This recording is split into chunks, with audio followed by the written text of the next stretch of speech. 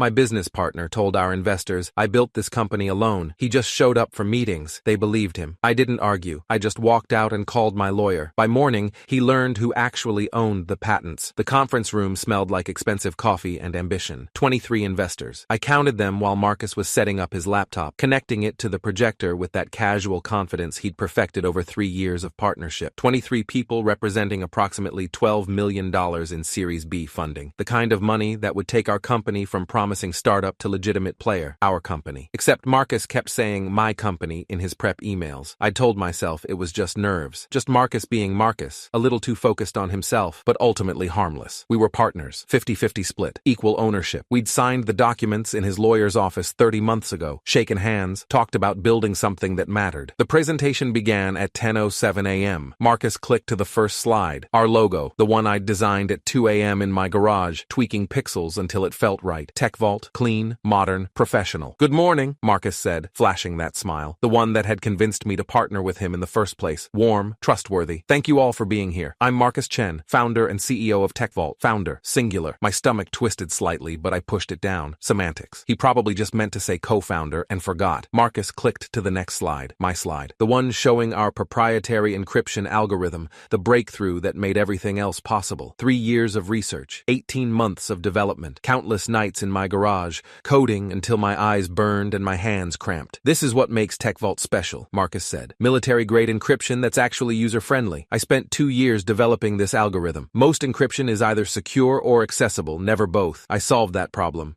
Not we. My hands went cold. The technical architecture is complex, Marcus continued, clicking through slides I'd created, explaining concepts I'd discovered. But the core innovation is elegant. See this pathway here? That's what makes simultaneous security and speed possible. Took me 18 months to figure that out. An investor raised her hand. Diane Fitzgerald, managing partner at Crestview Capital. I'd met her twice before. She'd asked good questions, technical questions, the kind that showed she actually understood technology instead of just throwing money at buzzwords. Marcus, this is impressive work, she said. And your partner, David? She looked at me. What's your role here? Marcus smiled. That easy, charismatic smile that made people want to trust him. David's great for moral support, he said. Shows up to meetings, gives feedback on presentations, but let's be honest, he gestured at the screen, at my algorithm, at my architecture, at my 3 years of work. I built this company, alone. The room nodded. Several investors looked at me with something that might have been pity. Poor David. The friend who got carried along, the dead weight. I sat there, fingers tapping against the conference table, my nervous habit, the one that drove Marcus crazy, waiting for him to correct himself, to laugh and say he was kidding, to acknowledge that I'd built every single line of code currently running on our servers. He didn't. He kept talking. Another investor leaned forward. Thomas Wu, venture capitalist, Stanford MBA, 20 years of experience written across his expensive suit. So we're really investing in Marcus's vision and execution? His technical expertise? Exactly, Marcus said. He was standing taller now, feeding off their attention. David's a nice guy, reliable, but this company exists because of me. The late nights, the sacrifice, the innovation, all me. My phone buzzed in my pocket. I pulled it out under the table. A text from Sarah, Marcus's executive assistant, the one he'd hired 6 months ago. I'm so sorry. He told me to book this meeting without telling you the agenda. I thought you knew. So this was planned. This wasn't a mistake or nerves or Marcus getting caught up in the moment. This was deliberate. Marcus advanced to the next slide, the one about our growth trajectory, our user acquisition, our revenue projections, all built on technology I'd created. Moving forward, he said, I think it makes sense to restructure ownership. Bring in someone with actual technical expertise to replace David in an operational role. Someone who can contribute at the level the company needs. David can stay on in an advisory capacity if he wants. Equity adjustment to reflect actual contributions. Advisory capacity. Equity adjustment in the company I'd founded with the technology I'd invented. One investor, I didn't catch his name, actually laughed. Makes sense. No offense, David, but you can't expect equal ownership when you're not doing equal work. The room murmured agreement. I stood up. 23 pairs of eyes turned to me. I grabbed my laptop, my notebook, my bag. Where are you going? Marcus asked. His smile faltered, just slightly, a crack in the performance. Home, I said. My voice was calm, eerily calm. You clearly don't need me here. David, come on. He moved toward me, hand extended like he was calming a spooked horse. Don't be dramatic. I'm not being dramatic. You just told 23 investors that I show up to meetings and provide moral support, that I don't do equal work, so I'm leaving. Good luck with your pitch. David, I walked out. The conference room door closed behind me with a soft click. The hallway was silent. My hands were shaking. I'd met Marcus 3.5 years ago at a startup networking event in San Francisco. I'd been working alone for 6 months at that point, developing the encryption algorithm in my garage in Palo Alto. I had the technical skills, credentials, Stanford CS degree, 8 years as a senior engineer at various tech companies, but I had no business experience, no connections, no idea how to turn my breakthrough into an actual company. Marcus had the opposite problem. MBA from Wharton, 5 years in venture capital, a network that included half the investors in Silicon Valley, but no technical product. He'd been looking for something to build a company around. We'd talked for 2 hours at that networking event. He'd understood immediately what made my encryption algorithm special. This could be huge, he'd said. Military contracts, enterprise clients, maybe even consumer applications, but you need help bringing it to market. He'd been right. I couldn't do it alone. I was a coder, not a businessman. I needed someone who could pitch to investors, negotiate deals, build partnerships. We'd formed the company a month later, 50-50 split, equal partners. Marcus would handle business and fundraising. I'd handle technology and product development. It had worked beautifully for 3 years, or so I'd thought. Now, sitting in my car in the parking garage beneath Marcus's rented office space, I was replaying every conversation we'd ever had, every meeting, every decision, looking for the moment when we became I in his mind, when partner became liability, when creator became moral support. My phone rang. Janet Morrison, my lawyer, the one I'd retained when we first formed the company, back when I'd been smart enough to protect myself legally, even though I'd trusted Marcus personally. Janet, I said, I need you to draft a cease and desist. Tonight. David? Her voice was sharp, alert. What happened? Marcus just told a room full of investors that he built the company alone, that I just show up to meetings, that I don't do equal work. He's planning to restructure ownership and push me into an advisory role. Silence on the other end. Then, David, remind me, whose name is on the patents? Mine. All 7 of them. I filed individually before we even formed the company. You told me to do that, remember? I remember very clearly. And the core algorithm, the encryption architecture, I wrote every single line, alone, in my garage, 6 months before Marcus even knew it existed. What about the IP licensing agreement? I closed my eyes, remembering. The company licenses all the patents from me personally. Marcus's lawyer suggested that structure to save on corporate taxes. He said it would be more efficient. I could hear Janet smile through the phone. Oh, he's fucked. How fast can you move? Papers drafted in 2 hours, filed by morning. David, do you want to do this? Once we send that cease and desist, there's no going back. The company won't be able to use any of your patents. All product development stops. All sales stop. Everything stops. He called me moral support, I said quietly, in front of 23 investors. He planned this. He was going to take everything I built and push me out. Then let's make sure he understands exactly what he's losing. That night, I didn't sleep. I sat at my kitchen table, the same one where I'd sketched the first encryption pathway on a napkin 4 years ago, reviewing every document from our partnership, every email, every text message, every Slack conversation, looking for evidence, building my case. There were hundreds of messages where Marcus acknowledged my work, where he thanked me for solving technical problems, where he explicitly stated that I'd created the core technology. Marcus, 2/14/2022, 11:43 p.m. Dude, you're a genius. That optimization you coded just cut processing time by 60%. We're going to kill it with this. Marcus, 7/3/2022, 8:17 a.m. Investors loved the demo. Your algorithm is what's making this company valuable. Thank you for building something so incredible. Marcus, 11/29/2022, 3:22 p.m. David's encryption architecture is the foundation of everything we're doing. Without his innovation, we'd just be another security company. That last one was from an email to potential investors 7 months ago, when it was convenient to acknowledge my contributions, before he'd decided I was expendable. At 6 a.m., my phone rang. Marcus. I let it go to voicemail. He called again at 6:03, 6:07, 6:12, 6:15, 16 times in 90 minutes. I didn't answer any of them. At 7:42 a.m., Janet texted, cease and desist delivered to Marcus Chen and TechVault Inc. As of 8 a.m. today, the company no longer has rights to use any of your patented technology. All products must be pulled from sale immediately. All development must cease. Violation will result in immediate legal action. At 8:03 a.m., my phone exploded. Marcus calling, the investors calling, our staff calling. Sarah, Marcus's assistant, texting, what's happening? Marcus is losing his mind. The lawyers are here. Everyone's panicking. I turned my phone face down on the table and made coffee. Let it ring. At 9:17 a.m., Marcus called for the 23rd time. I answered. What the hell did you do? He was screaming. Actually screaming. I'd never heard him raise his voice in 3 years. You can't pull the patents.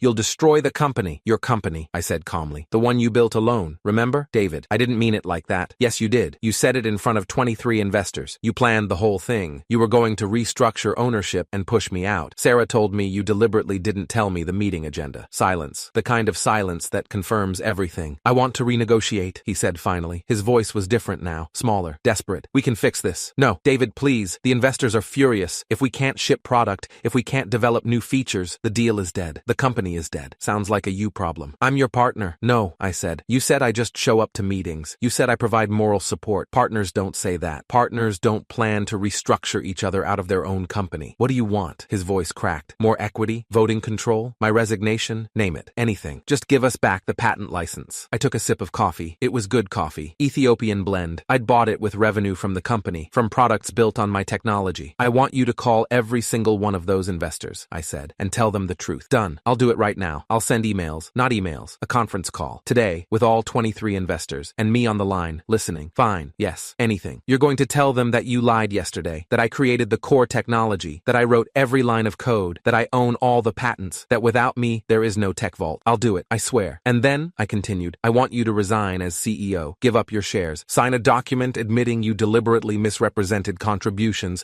to attempt to defraud me out of my ownership stake. And then, you walk away from the company I built. The silence stretched so long, I thought he'd hung up. That's insane, he finally whispered. I'll be ruined. My reputation, my career, everything. You tried to ruin me first, I said. The difference is, I actually built something worth ruining. I'll fight you in court. Go ahead. I set down my coffee mug. I have 7 patents in my name. I have the original code repository showing every commit was made by me. I have hundreds of emails and messages where you acknowledged I created the technology. I have 23 witnesses from yesterday who heard you call me useless. You'll lose, Marcus, and it'll cost you everything you have left. His breathing was ragged. You're destroying everything we built. No, I said. I'm protecting everything I built from someone who tried to steal it. I hung up. The conference call happened at 2 p.m. Janet had drafted the parameters. All 23 investors. Marcus, me, Janet. Marcus's lawyer, a guy named Brad something who sounded like he wanted to be anywhere else. Marcus's voice shook as he spoke. I'd never heard him sound weak before, uncertain. It was almost satisfying. Almost. I need to clarify some statements I made yesterday, he began. About the technology, about contributions, about who built TechVault. Silence on the line. 23 investors listening. The core encryption algorithm, the patented technology that makes our product possible,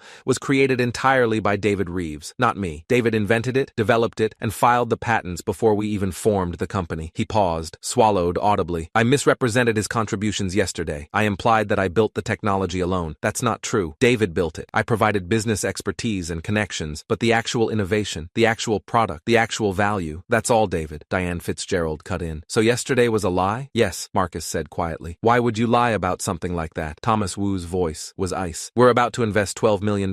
We need accurate information about who actually creates value in this company. Silence. Because he was planning to force me out, I said, my first words on the call. He was going to restructure ownership to reduce my equity and bring in someone else. But there's a problem with that plan. I could feel them listening. The patents are in my name. The IP licensing agreement gives TechVault permission to use my technology, but that permission can be revoked. As of this morning, it was revoked. The company currently has no legal right to use the encryption algorithm that makes the product work. The line exploded. Multiple people trying to talk at once. Legal liability, due diligence disaster, completely misrepresented. Brad, Marcus's lawyer, tried to regain control. Ladies and gentlemen, we can resolve this. David is obviously upset, but we can renegotiate the licensing terms. No, I said. We can't. Because Marcus just admitted on a recorded line that he deliberately misrepresented contributions to investors. That's fraud, and I'm not renegotiating anything with someone who committed fraud. David, Diane said carefully, what would it take for you to restore the license? Marcus's resignation, full equity surrender, a signed confession, and a public statement to the press about what happened. You can't be serious, Brad said. I'm completely serious. Those are my terms. Thomas Wu spoke up. Marcus, is what David is saying true? Were you planning to restructure him out? Silence. Answer the question, Diane said. I thought, Marcus's voice was barely audible. I thought it would be better for the company if I had more control, if we brought in someone with deeper technical expertise. I wasn't trying to steal anything. You just wanted to take the company I built, I said, using technology I invented, and push me into an advisory role so you could take credit for my work. This call is over, Brad said abruptly. Marcus, don't say anything else. The damage is done, Janet said. We have everything on record. 23 witnesses, Marcus's admission of misrepresentation, David's clear ownership of the underlying IP. If TechVault wants to continue operating, it needs David's cooperation, and David's terms are non-negotiable. The call descended into chaos. Investors demanding emergency board meetings, Brad trying to threaten legal action, Marcus saying nothing, and me, sitting in my kitchen, listening to the company I'd built tear itself apart because the person I'd trusted decided I was expendable. Marcus resigned 3 days later, signed everything. The admission of fraud, the equity surrender, the public statement. He didn't have a choice. Without the patent license, TechVault couldn't operate. The investors had made it clear. Either Marcus left and I stayed, or they pulled their funding and sued everyone involved for fraud. Marcus chose survival. Barely. The press release went out on a Friday afternoon. Marcus Chen has resigned from TechVault out to pursue other opportunities. David Reeves, creator of the company's core technology and holder of all related patents, will assume the role of CEO. Other opportunities. That's what we called it when someone gets caught trying to steal their partner's company. The tech blogs picked up the story within hours, not the sanitized press release version, the real story. Someone leaked it. Maybe one of the investors. Maybe Sarah, Marcus's assistant, who'd been horrified by what he'd done. TechVault co-founder attempted to push out partner who owns all patents, read one headline. CEO resigns after admitting fraud to investors, read another. Marcus's reputation was destroyed in 48 hours. The venture capital community is small. Word travels fast. By Monday, he was unemployable. I should have felt satisfied, vindicated, triumphant. Instead, I just felt tired. 6 months later, I was sitting in the same conference room where Marcus had tried to erase me. Different investors this time. The Series B round had fallen apart after the Marcus situation. Too much drama, too much uncertainty, but we'd recovered, rebuilt trust, brought in new board members, hired a real executive team, and now we were closing a Series C round, $20 million, led by Diane Fitzgerald at Crestview Capital. I have one question, Diane said as we wrapped up the final details. Why didn't you stop him earlier? Marcus was clearly taking credit for your work for months, maybe years. Why let it get to that point? I thought about it. Because I trusted him, I said finally. I believed we were building something together. That partnership meant something. I thought if I just kept my head down and kept building, the work would speak for itself. But it didn't. No, he was rewriting the narrative, making himself the genius founder, making me the expendable friend who'd been carried along. And I didn't see it until he tried to make it official. Diane nodded slowly. What did you learn? That intellectual property is the only thing that matters, I said. Marcus had the connections, the charisma, the business skills, but I had the patents. That's what saved me. Smart, she said. Keeping the patents in your name before forming the company. A lot of founders don't think that far ahead. My lawyer insisted, I said. At the time, I thought it was paranoid, unnecessary. Marcus and I were partners. We trusted each other. But you listened to your lawyer anyway. Yeah, I listened. Because 3.5 years ago, when I'd been excited about partnership and building something meaningful and changing the world,